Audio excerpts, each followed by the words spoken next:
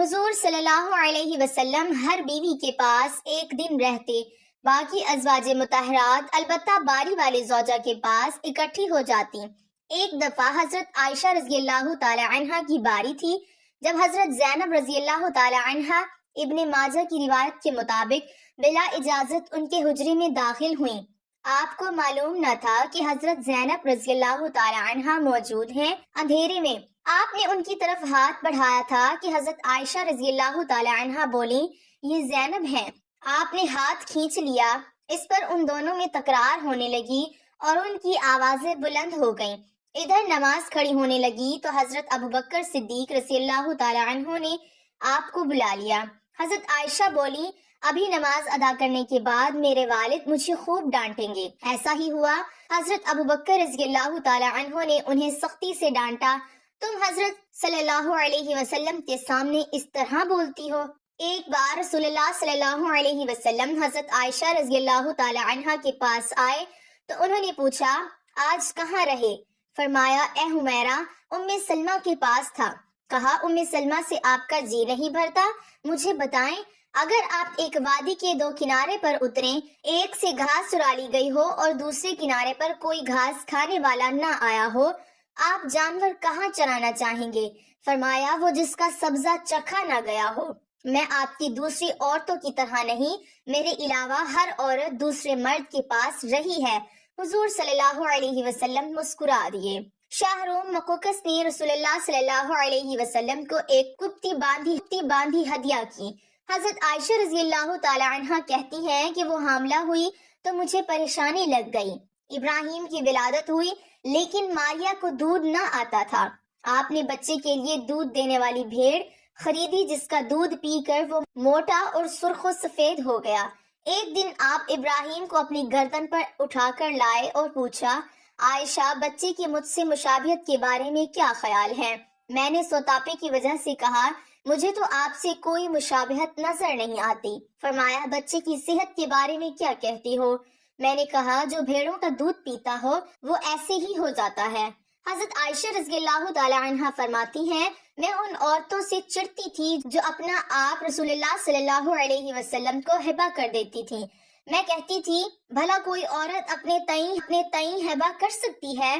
جب اللہ تعالیٰ نے یہ آیت اتاری، اے نبی، اپنی بیویوں میں جس کو چاہیں الگ رکھیں اور جسے چاہیں اپنے پاس رکھیں اور جسے چاہیں الگ کرنے کے بعد واپس بلا لیں، اس میں بھی کوئی حرج نہیں، تو میں نے کہا، مجھے لگتا ہے آپ کا رب آپ کی خواہش پوری کرنے میں جلدی کرتا ہے۔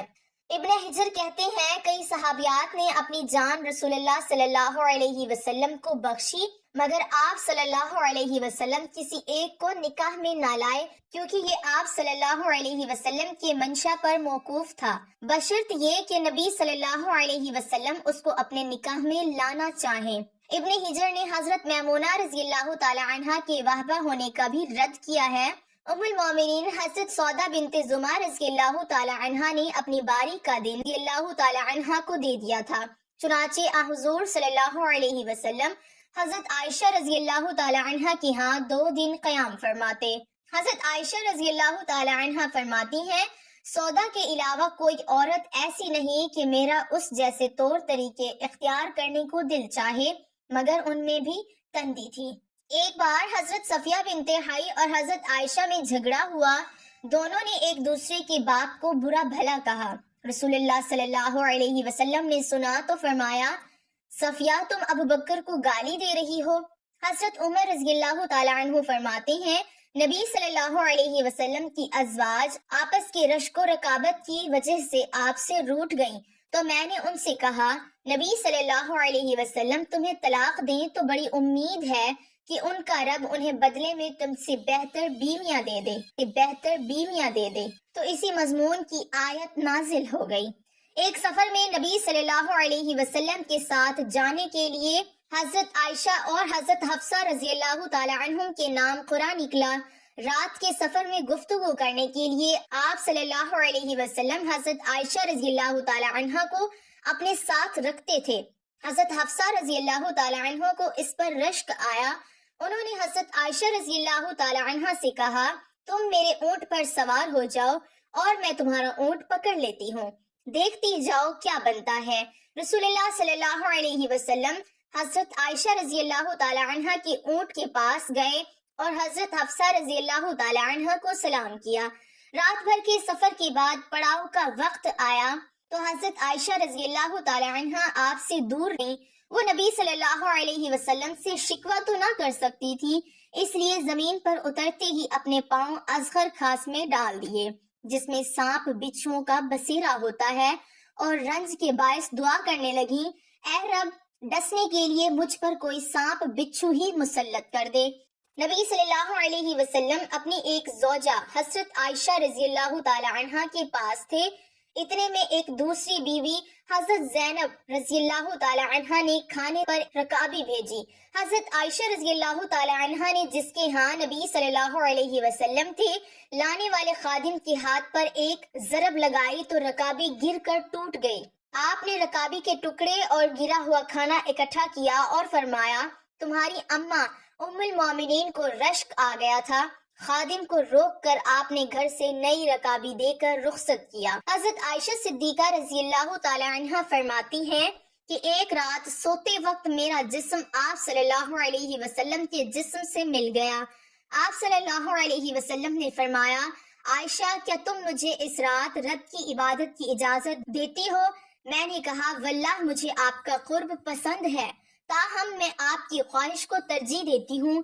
پھر آپ صلی اللہ علیہ وسلم نے قیام کیا اور رو رو کر قرآن پاک کی تلاوت کی، حتیٰ کہ آپ کے کندھے مبارک بھیگ گئے۔ پھر آپ صلی اللہ علیہ وسلم بیٹھ کر تلاوت کرتے رہے، حتیٰ کہ آپ صلی اللہ علیہ وسلم کے پہلو آنسوؤں سے تر ہو گئے۔ پھر لیٹ کر تلاوت کی اور روتے رہے، حتیٰ کہ زمین تر ہو گئی۔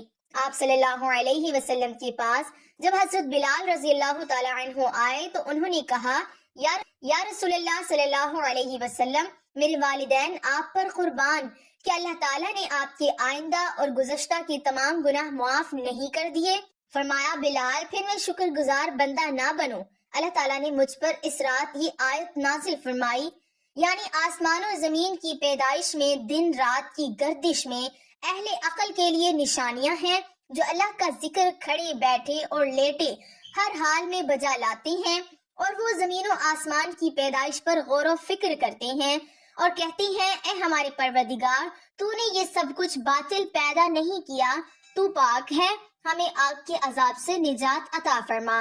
اللہ پاک ہمیں دین کی سمجھ نصیب فرمائے اور ہمارا خاتمہ ایمان پر فرمائے، آمین۔ ناظرین، کمنٹ باکس میں ایک بار صلی اللہ علیہ وسلم